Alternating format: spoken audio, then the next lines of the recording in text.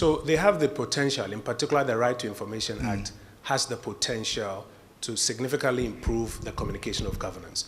And particularly if you pay attention to the proactive disclosure part of the Act, which require ministries, departments, and agencies to very regularly on their own, even when nobody has requested for information, set the agenda by proactively putting out there what they are doing about this and what they are doing about that.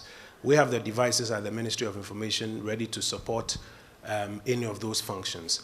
But it means that people who run all of these public institutions, because the law talks about public institutions, first need to know the law, second need to pick it up, and based on that, do a lot of proactive disclosure.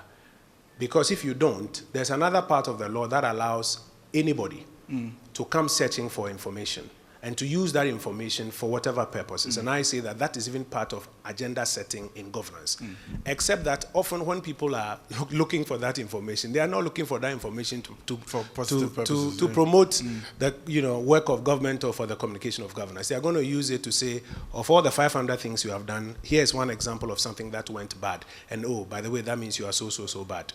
And how do you respond to something like that? Well, it is the law, and it allows them to do that. It is part No, I mean, how do you respond to, yes, you've done 500 things, that's wonderful, but somebody points to that one thing that you didn't do, or you haven't done well, or you've done wrongly. How would you respond to that? Because that person is setting their agenda, is framing issues or seeking to frame issues in that way. The onus on us on this other side is therefore to profusely use this side to set agenda, to push out there what we have done. And as I've mentioned, that depends on the collaboration. That depends on how much interest people in the system have in supporting communications so that they can make all of this available. I mean, if you are doing something great in your ministry, department, or agency, it must be in your first interest that we want the world to know about it.